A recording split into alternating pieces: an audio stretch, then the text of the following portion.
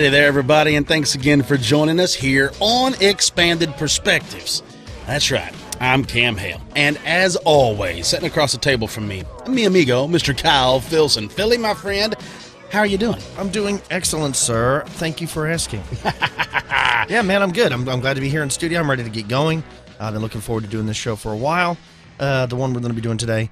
And so, yeah, man, I'm in a good mood. How about you? It's going to be fun, yeah. First and foremost, congratulations to Mr. Conor McGregor for a well-fought fight this weekend, and also to to Anthony Rumble Johnson with an amazing knockout of Glover Teixeira. And then, of course, our favorite fighter, Donald Cowboy Cerrone.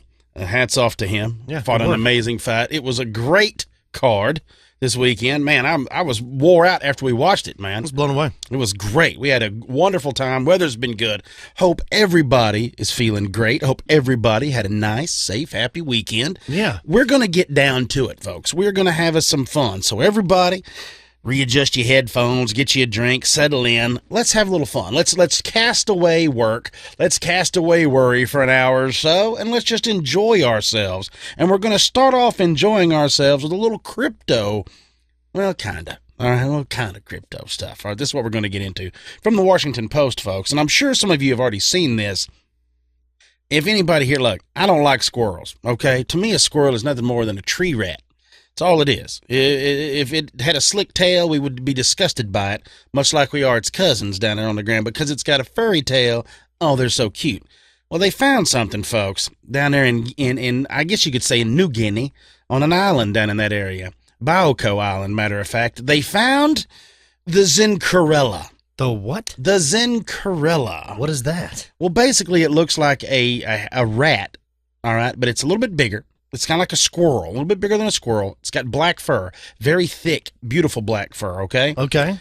Its tail is curled, somewhat curled, and here's the wild thing about it. It's scaly like a snake. The whole tail is scaly, and it also has hair on it. That's weird. It is strange, but here's the really strange part of this, folks. It has only been known by fossils and 11 scattered specimens. And all of them have been in these old school, basically, natural history collections for over 100 years. Says researchers who were interested in this species, and there aren't very many, had little to go on aside from a hind limb, here or there, a few teeth, but no scientist in history has ever seen it alive. And to give you an idea, why they call these little Zenkerella genus of these creatures the living fossil, is because they're 35 million years older than the oldest great apes. Really? They're only 15 million years younger than dinosaurs. It says when they first arose, Australia was still connected to Antarctica, and the Himalayas didn't even exist yet when these things first started out. Yeah. Wow, and these things are still around today, 2016. They didn't really know it, and they had found like these bits and pieces of them, things like that, but they came from a village in Uintah, there on the Bioko, which is an island off the west coast of Africa. That's where they had found they'd actually been trapped. Now, there's a scientist that's been studying these. Now, this one fellow's name's David Fernandez. He's been looking for them, too, been looking to try to track these things down. He talks about his colleague, Eric Seifert, and he says one of the few people in the world who will actually recognize this creature the minute you show it to him.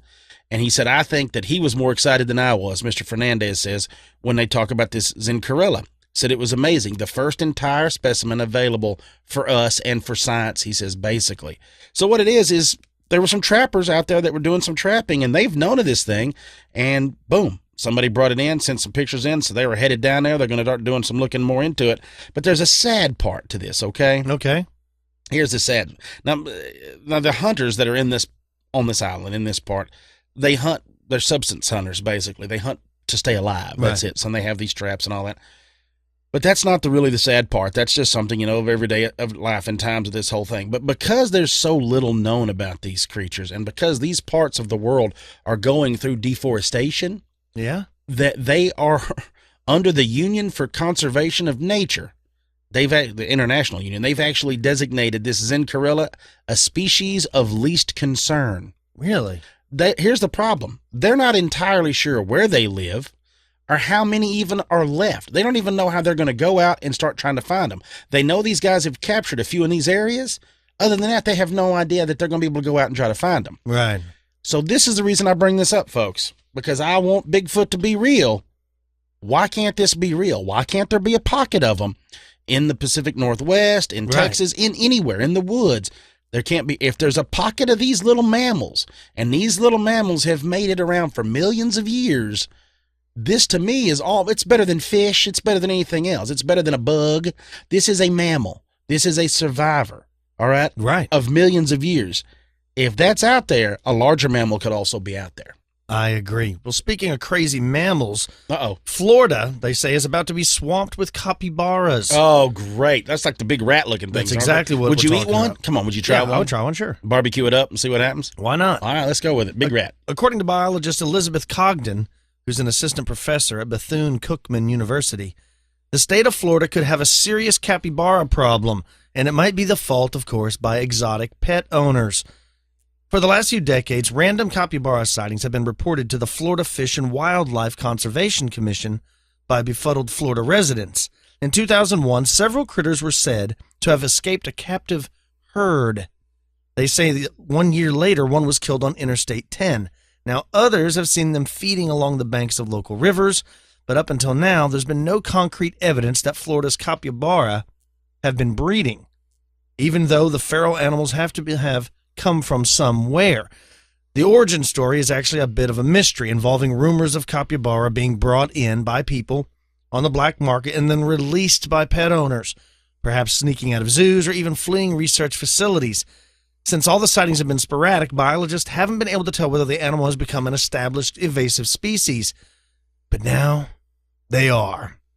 And they said that these things get up to 100 pounds, Cam, and that there's this big pocket of them living in northern Florida, and the things are breeding out of control, and they don't know what it's going to do to the flora and fauna of the area. This is an invasive species, much like snakeheads. Yes. All these other things. I mean, you've seen the stories where like anacondas and stuff now they think are living in the Everglades. These pet owners, man, you can't bring these invasive species in and turn them loose. Well, down there, it's like it's perfect. In Florida, it's perfect for these. They talk about the pythons, and all the animals. I saw something I read just the other day. They were talking of all the remains that they had been finding in the pythons in Florida, of birds and of deer. And I mean, all the stuff that it is really putting an impact on. These are just going to help it out. Yeah. I mean, these are giant 100-pound rats, basically. I will say this. What they'll probably end up doing is kind of what they're doing with the snakes, is they'll start offering money for them, where people can kill them or bring them in or whatnot. At least they may be hopefully easier to find than snakes. Right. You're talking about a 100-pound, hamster. I mean, it's a pretty good size rodent, if you will. So, I mean, I know that they would go after nutria down there, so maybe they'll go after these big nasty things. Yeah, it's crazy, right? I got something here, man, that this has been sent to me by numerous listeners, but this is something I saw, and I thought it was great because we discussed this about a year ago. You even brought it up, Brud. You remember the Nazi train that they'd found that was buried? Yeah, the one in Poland, right? Okay, and they thought, yeah. And then it kind of got put on hold, like, oh, there's nothing there. There's no reason. Remember, they wouldn't let them dig without them telling them exactly where it was at? Right, yeah. Remember all that? Yeah. Well, since it's been a year, they're going for it again. As of this past Monday, that's when the digs are supposed to start. Really? They should have started digging, yes.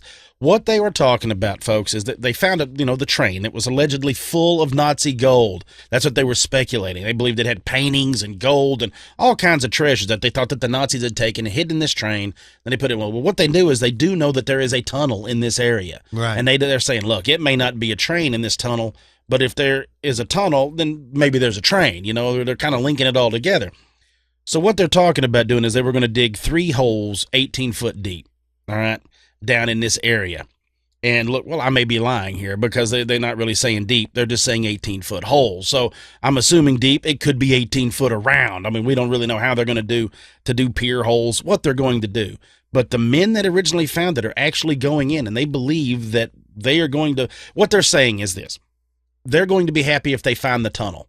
If that ground-penetrating radar shows a hidden tunnel, they're going to be ecstatic. Right. Because they're going to be like, look, there's an old tunnel here. Maybe it leads to something. Maybe they're going to find old railway or anything like that. But they're still holding out hope that they find that train, that what they saw was an actual train car.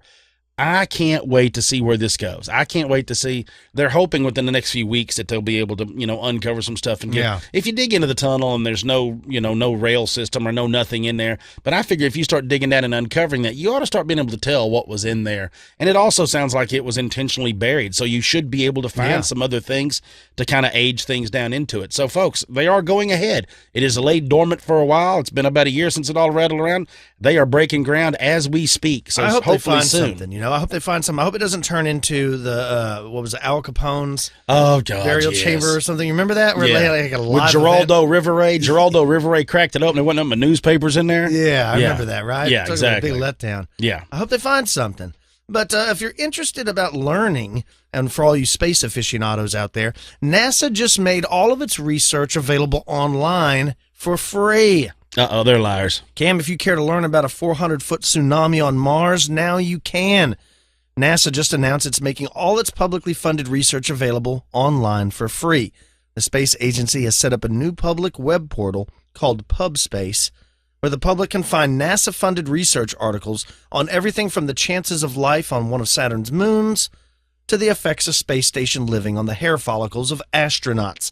In 2013, the White House official of science and technology policy directed NASA and other agencies to increase access to their research, which in the past was often available, if at all, only via a paywall. Now it is NASA's policy that any research articles funded by the agency have to be posted on Pubspace within a year of publication. Now, they say there are some exceptions, such as research that relates to national security, but other than that, they're going to go ahead and do it. And they said that the European Space Agency is also going to follow them in suit, and they hope to have all their stuff up by 2020. So that's pretty cool that they're going to openly share their research. And their funding, because they should, really, because the taxpayers are paying for this. Yes. Right? So you can't really... But, like we're saying, what do they classify as threats to national security? So basically anything with extraterrestrials, UFOs, and that, they're not going to post any of that if they had it. You know what I mean? So, of course... conspiracy theorists are this is going to open up a whole new world for conspiracy theorists, right? They're going to start finding these articles and research, and they're going to try to draw lines to this or that. Like they do with the FBI vault.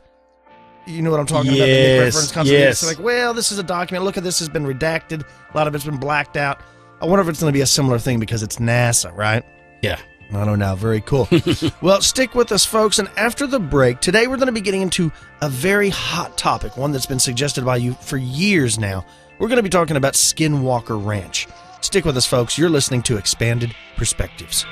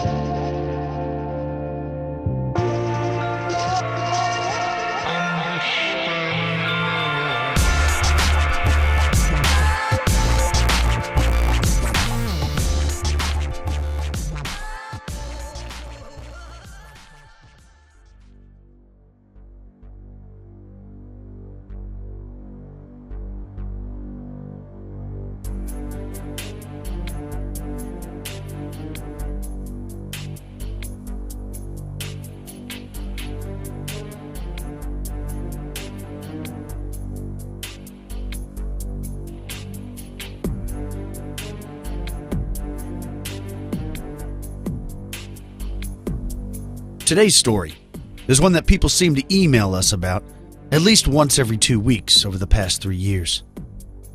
It is one that, quite honestly, I didn't know much about. So we decided it's about time we cover this topic. What I'm talking about is Skinwalker Ranch, also known as Sherman Ranch or Gorman Ranch. This is a remote secret ranch shrouded in mystery. From cryptid sightings to ghosts to UFOs, orbs, even a bulletproof wolf, it seems that almost anything you can imagine has taken place on this strange and secretive ranch. The ranch itself is located on approximately 480 acres, 1.9 kilometers southeast of Ballard, Utah. Its name is taken from the Skinwalker of Native American legend. Claims about the ranch first appeared in the Salt Lake City, Utah Desert News, and later in the alternative weekly Las Vegas Mercury as a series of articles by journalist George Knapp. These early stories detailed the claims that a family that had recently purchased and occupied the property experienced an array of inexplicable and frightening events.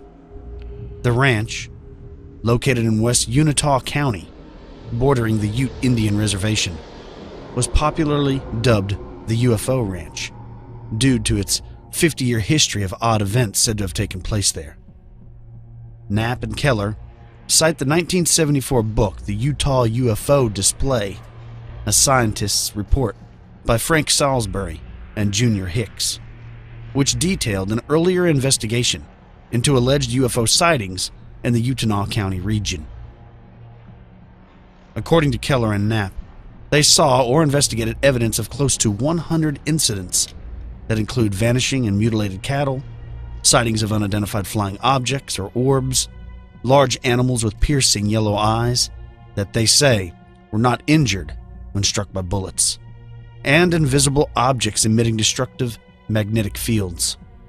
Among those involved were retired Army Colonel John B. Alexander, who characterized the NIDS effort as an attempt to get hard data using a standard scientific approach.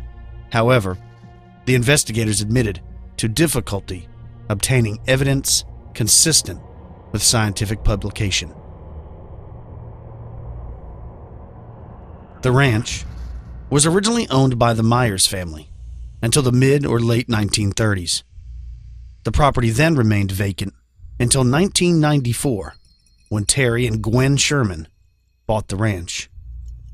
Over the next 2 years, the Shermans were plagued by some unknown force and even otherworldly entities. They heard disembodied voices. They saw shadow figures. They saw what appeared to be upright walking canines, orbs, UFOs, and numerous amounts of their cattle were killed and mutilated. They finally had enough. Sherman talked to very few reporters and wanted to get rid of the ranch without any attention from the press. But word traveled fast in the small community near Fort Duchesne, Utah, and soon reporters and paranormal investigators settled in at the overlook near the mesa where the strange activity was occurring. In 1995, the ranch came to the attention of the NIDS, the National Institute for Discovery Science, which is based in Las Vegas and owned by the millionaire Robert Bigelow. The NIDS bought the property and began an unprecedented scientific study of all these paranormal claims. Observation platforms were built with closed-circuit TV cameras. The ranch was under heavy guard with personal and former lawmen who were on the property 24/7 for 8 years. Bigelow is a hotel and aerospace entrepreneur. He owns the hotel chain Budget Suites of America and is the founder of Bigelow Aerospace. He bought 51% of MUFON just to enable him access to all new and archived data, and he's the sole owner of NFIDS, to which the FAA routes all UFO reports. Some have theorized that Bigelow is working on some top-secret space vehicle, or perhaps is developing some sort of time portal, which could explain some of the bizarre sightings in and around the ranch. There are numerous strange occurrences around the area. Let's get into some of these sightings.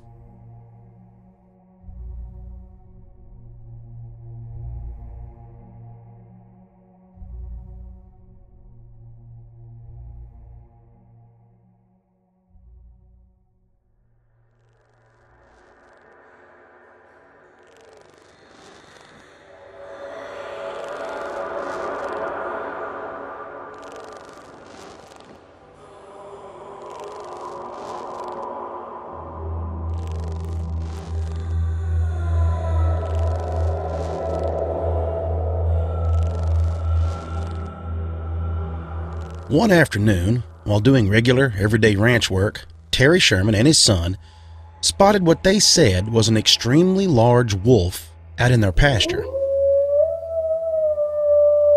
Well, Terry instantly thought this unusual due to the fact that wolves aren't really native to this region.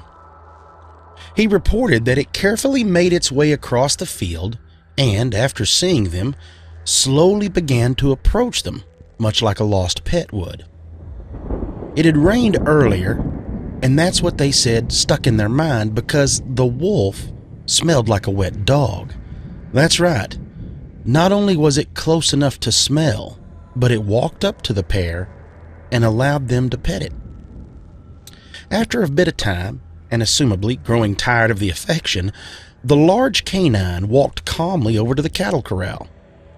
Once there, a young calf, curious of this new addition, walked up to go nose to nose with the wolf. And in a flash that only a predator is capable of, the wolf snapped out and grabbed the calf by its snout, attempting to pull it through the bars of the fence. Terry and his son ran to help the fighting calf, and they picked up some limbs that had been lying in a pile and attacked the snarling wolf. They began beating on its back and head, but it wouldn't release the calf. Terry, furious at the thought of losing his livestock, told his son to run back to the truck and bring his pistol. Go to the truck and bring me my pistol. Do it now, boy. The boy ran on shaky legs due to the excitement and the adrenaline dump from the surprise attack, but he quickly returned and handed his father the stainless .357 Magnum butt first. Terry, being experienced with firearms and a hunter, wasted no time. He cocked the hammer on the handgun and fired it point blank into the back of the wolf. Expecting the fight to be over, Terry, with ears ringing and the smell of gunpowder in his nostrils, was in utter amazement when the wolf showed no effect from the shot. Without hesitation, Terry fired the massive .357 again while standing over the wolf. This time, the wolf released the calf, but it only stood and stared at Terry as if nothing had happened. Being in shock and fearful of what could happen next, Terry fired 2 more shots into the wolf, and still, no sign of pain, no sign of injury, and no blood.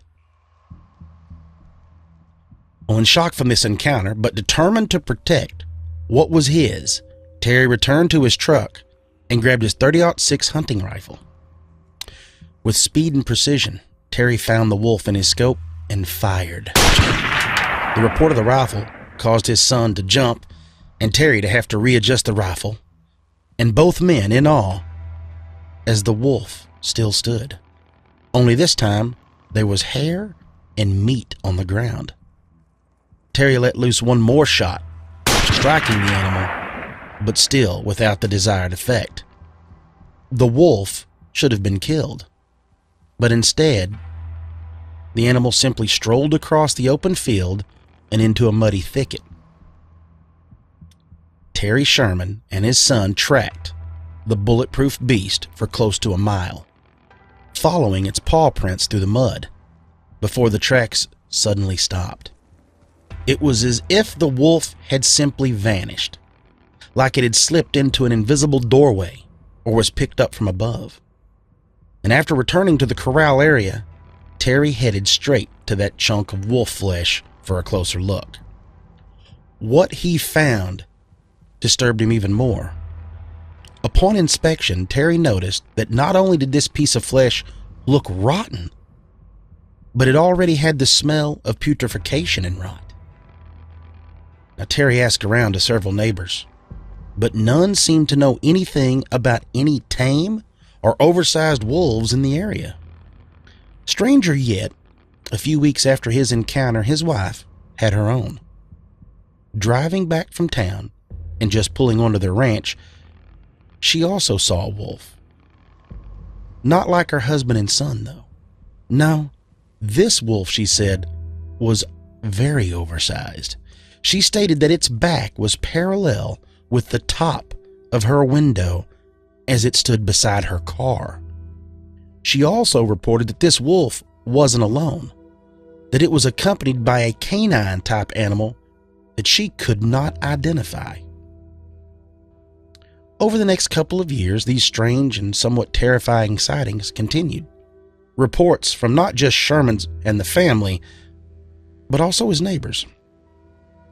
While driving down the road leading to their home on a bright and sunny afternoon, Terry and his wife saw something very odd, and this odd something was attacking one of their horses. They described it as low to the ground and heavily muscled. Weighing somewhere around 200 pounds, this creature had curly red hair and a bushy tail. The Shermans agreed that it somewhat resembled a muscular hyena and seemed to be clawing at their horse, almost like it was playing with it. Terry again grabbed his .357 and hopped out of the truck, determined to put a stop to this. Terry says that he got to within 40 foot or less of this creature, only to have it vanish before his eyes. Well, not being shocked by this only because of the past experiences, Terry and his wife checked the horse over and found numerous claw marks on its legs. But it doesn't stop there. You see, several months later, the wife of a deputy sheriff also reported seeing a similar, muscular, reddish beast running across the Shermans' property in the very area that the wife reported seeing the large canine. A family friend was visiting the ranch and had a bit more ominous encounter, but this time it was in the heart of the ranch. The friend, along with Terry and his son, all say they saw a large, blurry something moving steady through the trees. The friend claimed that he'd been relaxing and meditating in the quiet outdoors when this thing showed up. They all say that this thing moved swiftly from the trees and across the pasture, covering 100 yards in seconds. And when it reached them, it let out a ferocious roar. Something akin to what they say was a large bear. They said the roar was loud enough to be heard hundreds of yards away. But this was no bear. It was, according to the men, and even some of the locals in the area who've seen it, nearly invisible, resembling the predator from that very movie. The family friend was so terrified that he grabbed Terry and wouldn't let go, and he begged him to take him back to his home, where he jumped in his own car and left the ranch and never returned to visit. Other creatures and beings were also reported as being seen on the ranch, including exotic, multicolored, and some very large birds that were certainly not native to this region and have never been identified. There were also several reports of close encounters with dark, 9-foot-tall beasts that some say resembled the Sasquatch or a Bigfoot. But that's not all.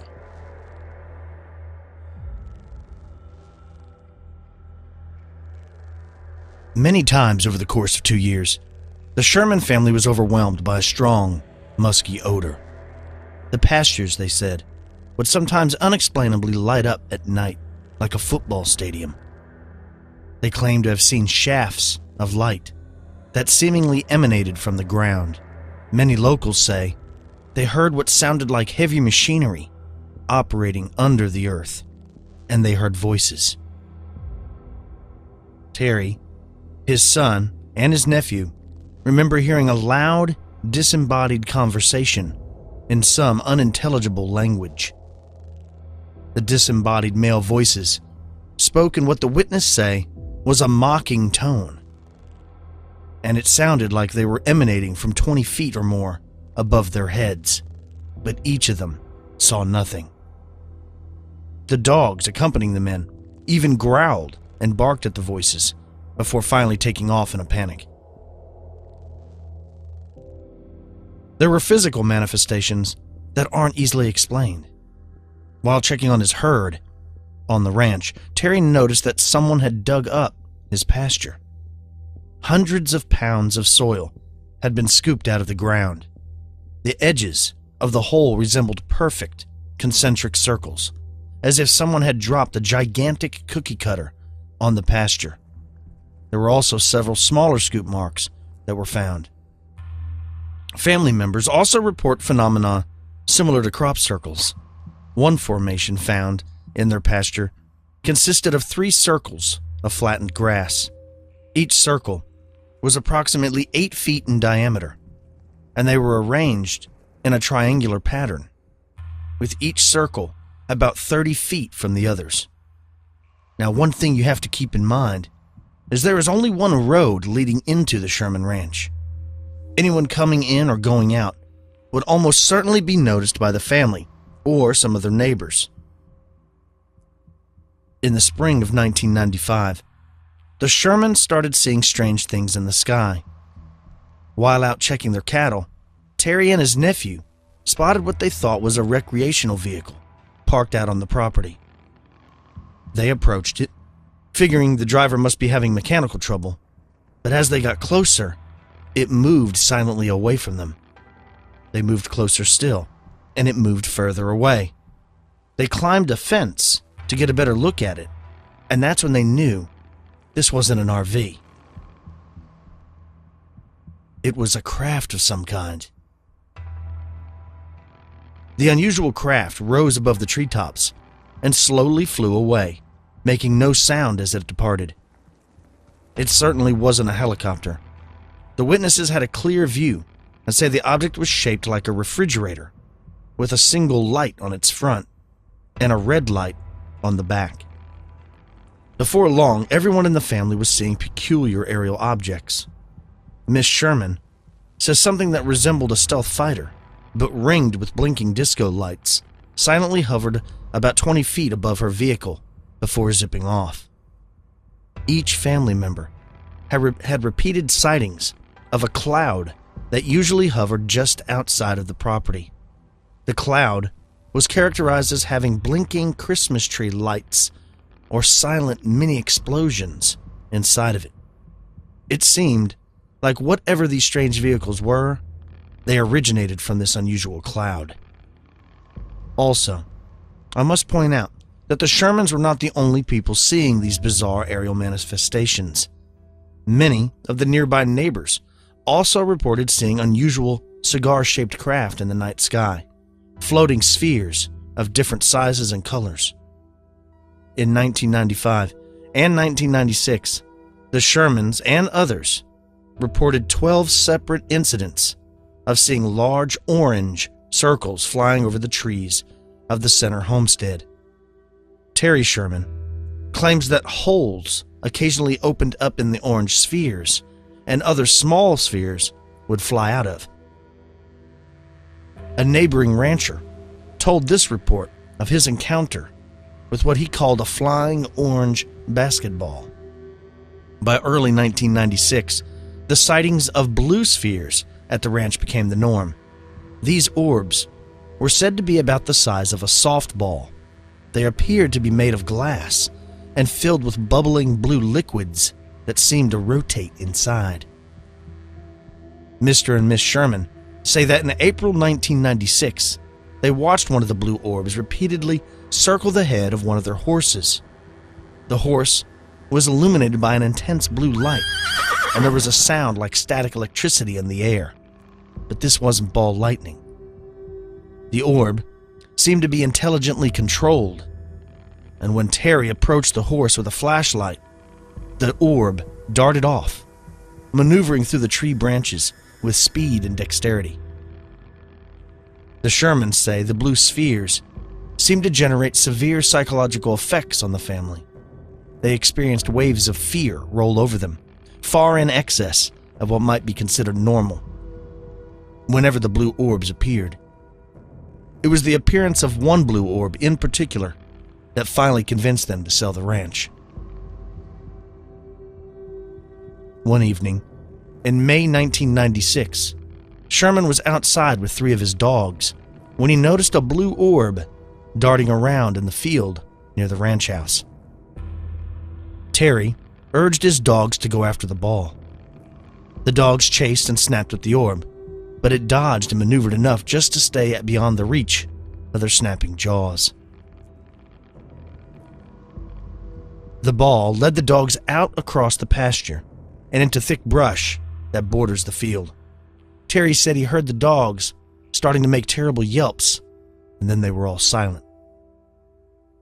He called for them, but they didn't respond.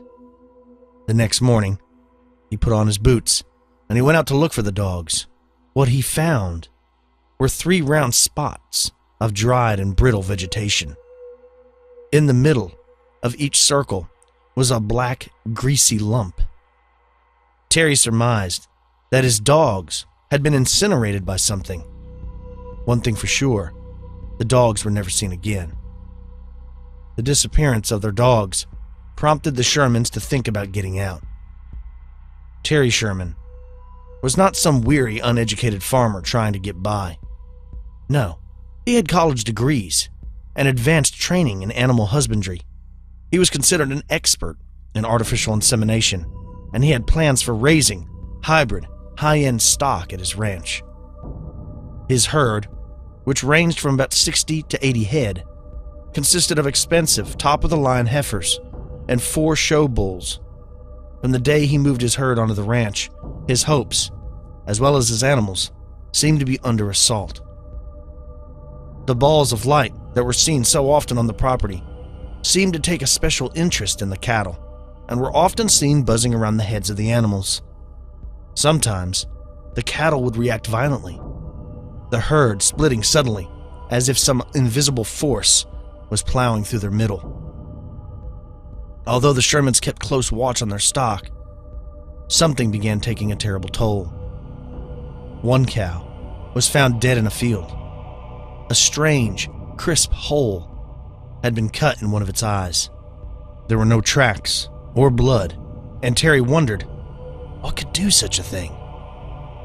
As time went on, other cattle went missing too. Many were found mutilated and cut up. In typical cases, the ears, eyes, udders, and sex organs were removed with surgical precision. And as an experienced hunter and rancher, was more than familiar with the capabilities of natural predators. This, whatever it was, wasn't being done by coyotes or mountain lions. The slaughter was simply too clean. No blood was ever left at the scene of the attacks. His other animals also suffered. His favorite horse had its leg slashed, as if by some sharp instruments or perhaps claws. The musky odor was still in the air when he discovered the damaged horse. His dogs seemed to develop paranoia. They stayed inside their houses for days at a time, too fearful to emerge, even for food. 6 of the family's cats vanished in one night. Sherman believed that some of his cattle were simply taken. One day, while tracking one of his missing cows, he followed the hoof prints from one of the feeding pens across a large snow-covered hill. The tracks just went on for a couple hundred yards or so before just simply stopping, as if the animal had been plucked from the sky. A 1,200-pound cow leaves tracks in snow, Sherman told himself. So what happened to this one? The loss of 14 expensive animals from an 80-head herd is extreme by many standards. It meant that Sherman was close to financial collapse by now. One April afternoon, Sherman and his wife took a quick drive to town for supplies. As they passed the corral that contained 4 of their prize bulls, they commented to each other that they would really be in trouble if something were to happen to one of those bulls. Upon returning to the ranch, less than an hour later, all 4 of the bulls were gone. The Shermans began a frantic search for the missing animals, but couldn't find a trace. As a last resort, Sherman decided to peek into a metal trailer that is situated inside of the corral. He thought it highly unlikely that the bulls would be inside because, from the corral, there's only one door into the trailer, and it was secured with a thick metal wire that was clearly still in place. Terry was shocked to see that all 4 of the bulls were inside of the trailer. When he yelled to his wife that he had found them, the bulls seemingly woke up as if from a dream state, and started kicking the hell out of the trailer and each other. There is simply no way that anyone could coax all 4 bulls into that small trailer. The only door leading from the corral into the trailer was still securely fastened with wire, and there were cobwebs on the inside of the door, proving that it had not even been opened. It's almost as if someone overheard the ranchers' worries about their bulls, then decided to mess with them. At this point, the Shermans had finally had enough and decided to sell the ranch, and fast. The millionaire, Robert Bigelow, heard about the strange happenings at the ranch and decided he would purchase the property and begin his own research. One of the men he employed was retired Colonel John B. Alexander. John B. Alexander was the subject of the book The Men Who Stare at Goats by John Ronson, linking Alexander to the 1st Earth Battalion, a group of remote viewers and men trained to communicate with extraterrestrials. Alexander's affiliation with the 1st Earth Battalion was quite literally to create a PSYOP group that was formed in the U.S. military to allegedly handle extraterrestrial affairs such as abductions, contact through telepathy, remote viewing, and ESP, and even possible simulated extraterrestrial drills using holographic technology. 1st Earth Battalion eventually became the Jedi Project. All of these secret PSYOP groups are or were well skilled in spreading information and disinformation about the cult, the attacks of 9/11, remote viewing, and even UFOs. Here he is, in a recent interview, talking about one strange event that he remembers while working at the ranch. Well, the one that I mentioned that I thought we have the most physical evidence for is one in which we had, again, multiple cameras, and you have cameras facing out, and if this is camera 1, and it can see camera 2, and then there's 3 and 4 over there. But at a certain point, the tape stops. The cameras were on top of platforms. They went up, they had PVC and connectors holding them in near the ground, and so went in underground back to the place where the recorders were. There was a huge amount of duct tape holding the wires on the way up. And we know at some point the wires were jerked loose and the camera stops recording. And all of the duct tape on that post is gone. Not cut or down, it is gone. The PVC clamps are gone. The PVC post is just pulled back. There's a chunk cut out of the wire for about 3 feet that's just missing. Now, at the time that this occurred, we believe it occurred, the cattle just happened to be around that pole at that time. And yet, when you look at the camera that's staring at them, they don't move. We looked at, could you sneak up behind the one pole out of camera range? The answer is really no. But more importantly, anytime a person got close to cattle, they'd scatter anyway. And you see absolutely no reaction from them whatsoever. And yeah, we absolutely know that this extensive damage took place. And, freeze frame, when we're doing frames at the second and the third between frames running continuously. So, to do all that in the second and the third is quite remarkable. You have real physical damage that was done. You know exactly when it was done.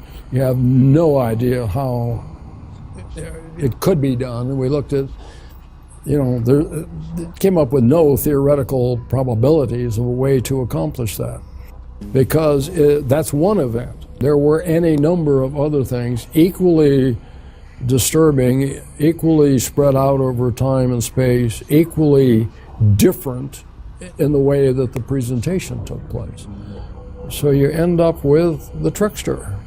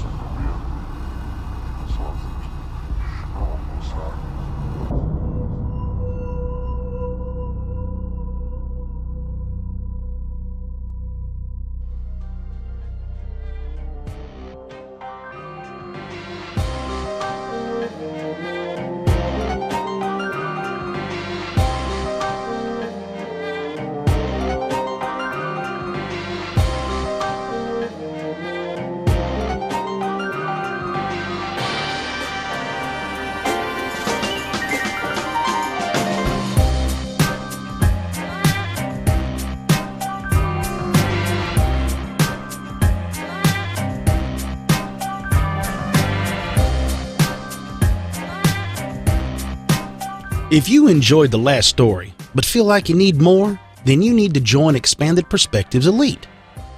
Expanded Perspectives Elite is an entirely separate show where myself and Kyle explore the same topics as we do every week on Expanded Perspectives, only in a more laid-back and uncensored way. By joining Expanded Perspectives Elite, you will get an additional show every Thursday or Friday, as well as access to the entire back catalog, which consists of over 100 episodes for only $5 a month. Shows such as the Hopkinsville Encounter, the mysterious case of Elisa Lam, the mysteries surrounding Friendship Island, the aquatic ape theory, as well as collaborations in our studio with your favorite authors like Micah Hanks, Nick Redfern, and Mr. Lyle Blackburn. To join Expanded Perspectives Elite, simply go to the website, expandedperspectives.com, and click on the Elite tab. Signing up is easy, and there are 2 plans to choose from, $5 a month or $55 a year. Expanded Perspectives Elite, the next step in expanding your perspective.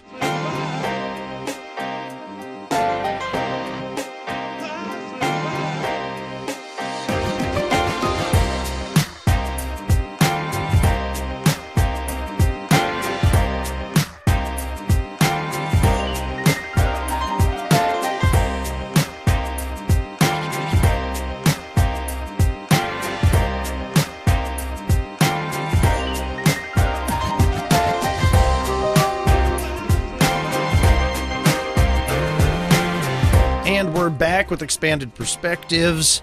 Man, what a peculiar story. You know, like I mentioned at the beginning of the segment, you get emails literally all the time about, dude, have you guys ever talked about Skinwalker Ranch? And, you know, for a long time, I just was like, no, we haven't talked about it. But, I didn't. The only time I was even aware of it was when Joe Rogan was doing his show. And remember him and Duncan Trussell went out there? Yeah. Outside of that, I know that Linda Moulton Howe and some other people, George Knapp and some other people have, written things about the ongoings at Skinwalker Ranch. I mean, it's not like it wasn't on my radar. I just wasn't really deeply versed in it. You know what I mean? I never really paid any real attention as to what's going on because most of it seemed like it's just hearsay. There was just all these fantastic sightings of, Native American spirits, werewolves, orbs, things like that. But there wasn't any real concrete information. I had no idea that Mr. Bigelow actually was working out there and it looked like he struck up some kind of deal with the government and was actively doing some type of research out there. And what that is, I mean, we really don't know. That's the problem, is a lot of the stories were all before Bigelow purchased the property. Yes. After that, it's like the gates were locked. They put, security patrols around the perimeter. They had cameras, surveillance, whatever, and it was just, you were not allowed anywhere near there. Yes. But that doesn't necessarily mean that, what's the word I'm looking for, that it was doing paranormal research. I mean, maybe he simply was just developing some kind of top secret aircraft or, working in conjunction with the military to build something, because the guy does own an aerospace company. Yeah, he works with NASA. He works with, right now he does. You know what I mean? So maybe he was just so secretive is because he saw an opportunity to buy this big ranch, and there already was this folklore associated with the ranch, that what better place would there be to build something that you're working on with already has all this conjecture and stories around it. Yeah. Much like Area 51, there's already all these crazy UFO stories. That what better place to test a top secret aircraft than a place where everybody's already allegedly seeing all these UFOs. You know what I mean? Or it's one of those things that he saw something there that really struck him to the idea that, maybe this is worth investigating. I agree. I mean, it makes me think of like what's the new show, Stranger Things, yes. Right?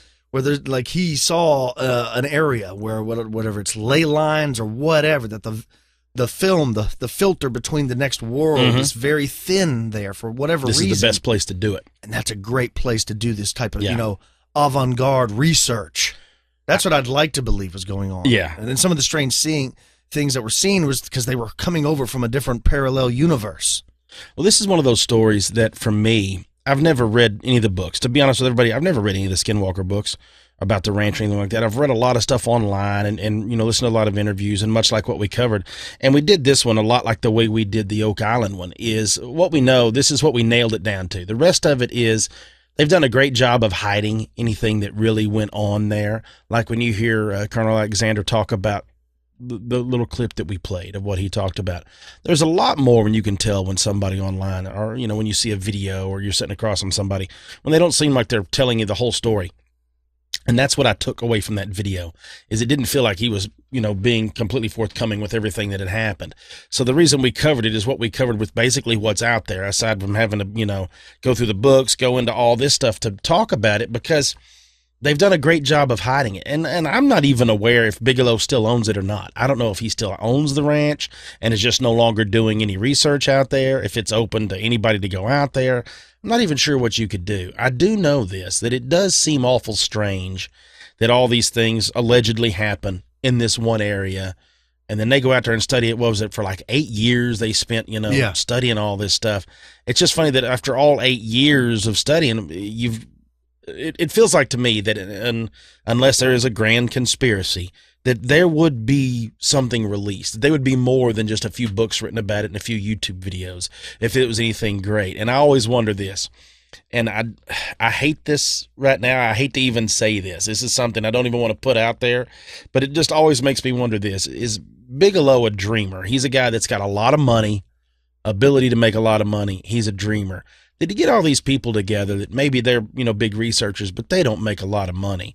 So they're out there doing their research, doing their job, and they're living like real scientists and real researchers. Not that there's anything wrong with researching all these fringe topics. We all do it, but we know you're not going to get paid like you would if you was an aerospace engineer. Right. But maybe they're getting paid, and maybe they rode this out. They said, hey, look, here's the way that I'm going to get paid for the next 8 years.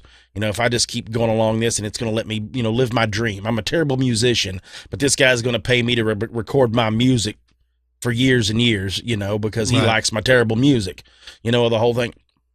I don't know. I don't have any idea, because it just feels like it's one of those things. Either he was trying to hide something in plain sight, like you talked about, and build something right there, or they really come across some stuff.